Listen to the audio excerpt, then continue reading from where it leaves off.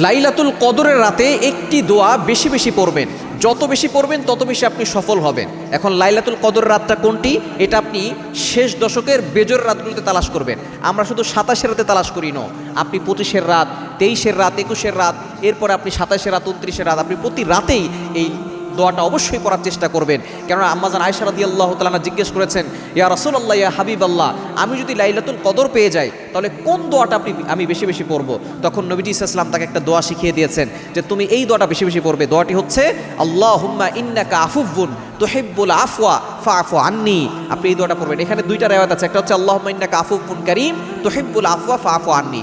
আমরা এই দোয়াটা কিন্তু অনেকেই জানি। এই দোয়াটার অর্থ হচ্ছে আল্লাহুম্মা ইন্নাকা আফুউন, হায় আল্লাহ আপনি ক্ষমাশীল, তুহিব্বুল আফওয়া আপনি ক্ষমা করতে পছন্দ করেন, আপনি ক্ষমা করতে ভালোবাসেন, ফাআফু আন্নি আল্লাহ আপনি আমার গুনাহখাতাগুলো ক্ষমা করে দেন। কেননা যে ব্যক্তি রমজান পেল আর নিজের গুনাহখাতাগুলো ক্ষমা করাতে পারে নাই, তার মতো হতভাগা আর কপাল পোড়া কেউ নাই। এজন্য আসুন এই রমজানে আমরা আমাদের গুনাহখাতাগুলো ক্ষমা করিয়ে নিই। দেখুন আম্মাজান আয়েশা রাদিয়াল্লাহু তাআলা আনহা নবী সাল্লাল্লাহু আলাইহি ওয়াসাল্লামকে জিজ্ঞেস করেছেন কোন আমলটা শ্রেষ্ঠ হবে লাইলাতুল কদরের রাত যদি সে পেয়ে যায়। তখন নবী সাল্লাল্লাহু আলাইহি ওয়াসাল্লাম বলেছেন যে এই আমলটা সবচেয়ে গুরুত্বপূর্ণ, সেটা হচ্ছে দোয়া করা, আল্লাহর কাছে ক্ষমা প্রার্থনা করা।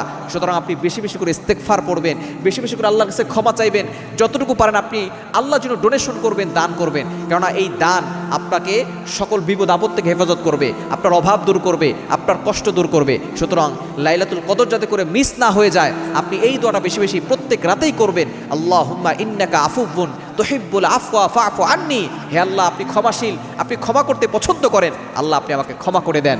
এই দোয়া যদি আপনি করতে পারেন, আল্লাহ তাআলা গুফিরা লাহু মা তাকাদ্দামা মিন যামবি ওয়াল previous sins will be forgive, আপনার পিছনের সব গুনাহ আল্লাহ তাআলা ক্ষমা করে দিবেন।